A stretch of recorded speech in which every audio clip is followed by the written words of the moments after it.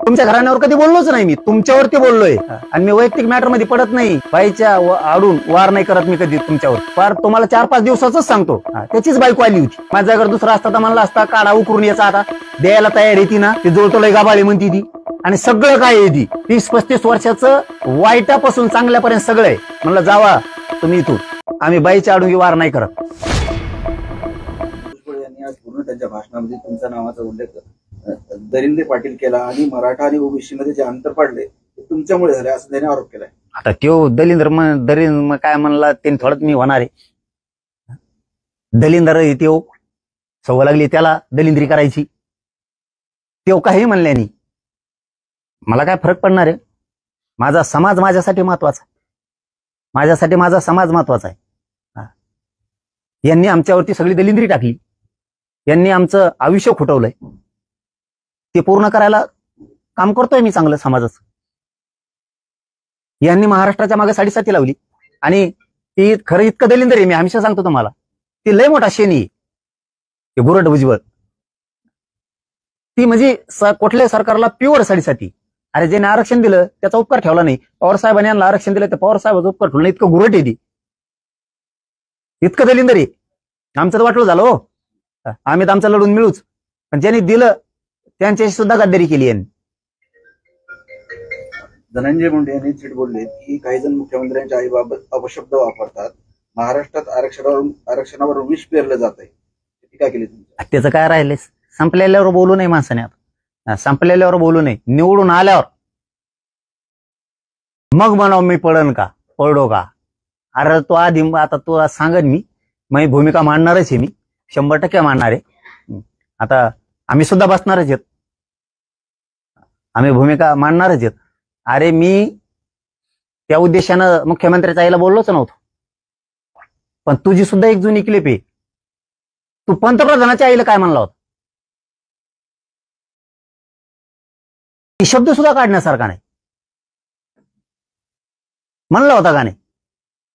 फडणवीसांना सुद्धा म्हणला होता आणि पंतप्रधानाच्या आईला सुद्धा म्हणला होता. सांगू का शब्द देऊ? ते सांगायसारखा नाही मीडियात. इतकं घाण बोलला होता.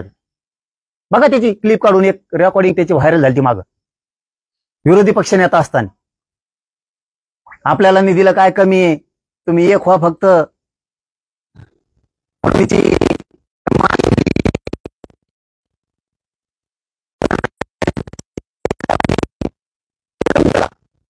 जमतात याला काय म्हणतात? फडणवीस साहेब विसरले काय ते? मग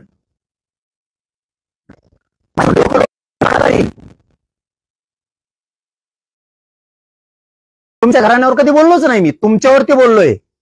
आणि मी वैयक्तिक मॅटर मध्ये पडत नाही, अजिबात पडत नाही. तू काय पडत नाही.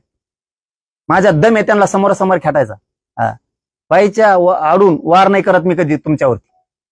फार तुम्हाला 4-5 दिवसाच सांगतो. त्याचीच बायको आली होती.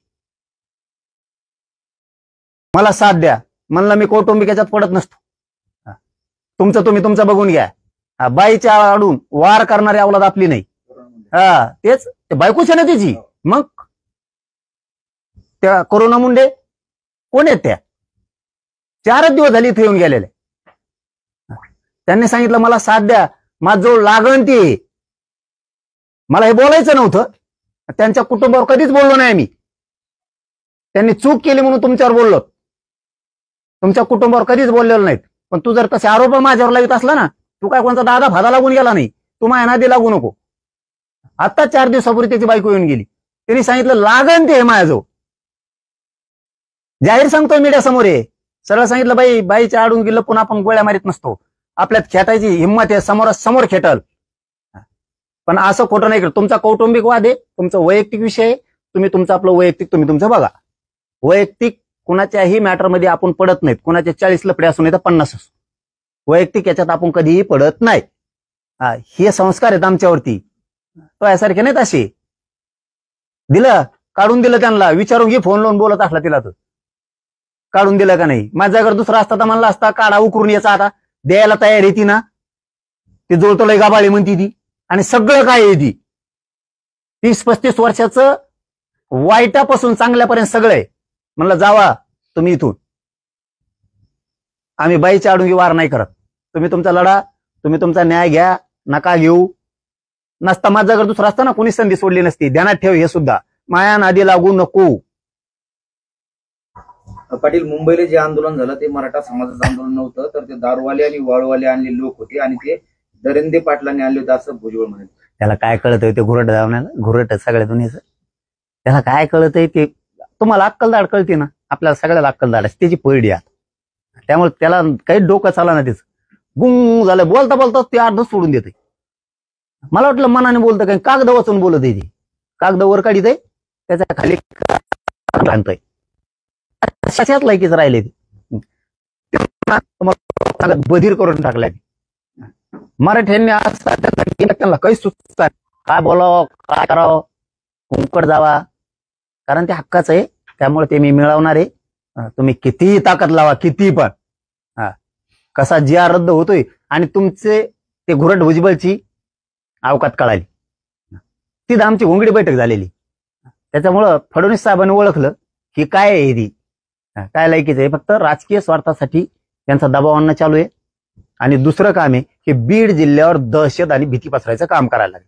आणि ती आम्ही मुळात कधीच होऊ नाही देणार, कव्वाच नाही होऊन देणार, कधीच नाही होणार. तुम्ही कितीही ताकद लावा, तुम्ही किती, आम्हाला सुद्धा ताकद दाखवावं लागणार. पाटील, त्यांनी एक सभेमध्ये विजय वडेट्टीवारांनी तुमचा एक व्हिडिओ जुना दाखवला आणि विजय वडेट्टीवारांना टोला लागवला त्यांनी की तुम्ही तासाला तुमची भूमिका बदलताय, कसा विश्वास ठेवायचा. काही दिवसांपूर्वीच या GRS विरोधात विजय वडेट्टीवारांनी देखील मोर्चा काढलेला होता आणि त्यावेळेस निष्कर्ष झाला असताना त्यांनी मराठा समाजाला ओबीसीतून आरक्षण भेटलं पाहिजे असा मुद्दा मांडला. हे बघा, त्यावेळेची वडंटीवार साहेबाची भूमिका रास्त होती. आता त्यांनी छगन भुजबळ त्या घुरटच्या नादी लागून ते त्याच्या चक्रव्यूहात सापडले होते. मला वाटतं त्यांनी हा विषय सोडून द्यावा. त्यांनी पहिल्या भूमिकेवर वडंटीवार साहेबांनी यावं, कारण हे जवळ करण्याचा लायकीचा यावल्याचा अलिबाबा नाहीये. त्या भूमिकेतून बाजूला जावं. त्यांच्या शेजारी बसल्याला सुद्धा म्हणला होता, त्यांच्या शेजारी बसल्याला तो सुद्धा म्हणला होता, रक्ताने हाता भरल्याला तो धनंजय मुंडे सुद्धा म्हणला होता. बघा क्लिपा काढून म्हणला होता का नाही म्हणा. तू काय हे घुरट भुजबळ ह्यो त्याच्या राजकीय स्वार्थासाठी त्याचा वापर करा, त्याच्या डोक्यात याय नाही. आपण किती चुकीच्या दिशेने चाललो त्या घुरट भुजबळचं ऐकून, हे त्याच्या लक्षात तोही म्हणला होता. पाय पोडतो, हात पोडतो, हात जोडून सांगतो, आमचा ऐका.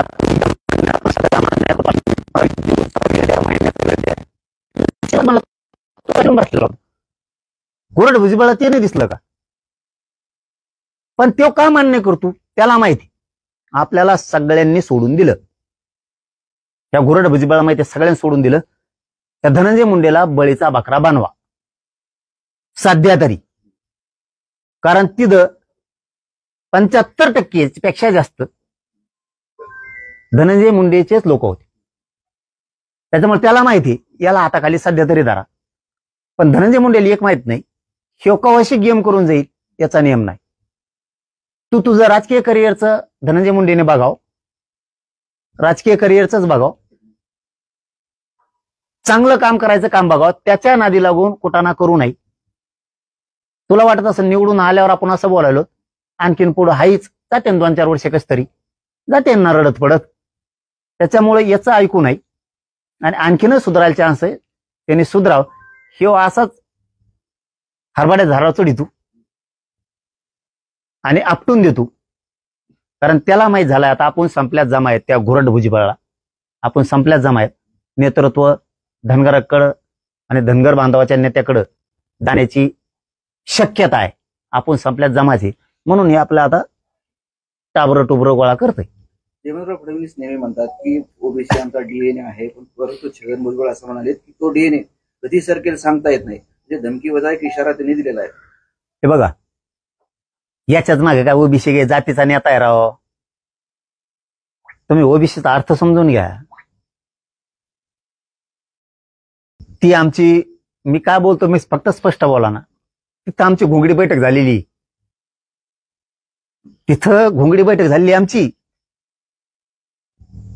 ओबीसीचा नेताच नाही तो.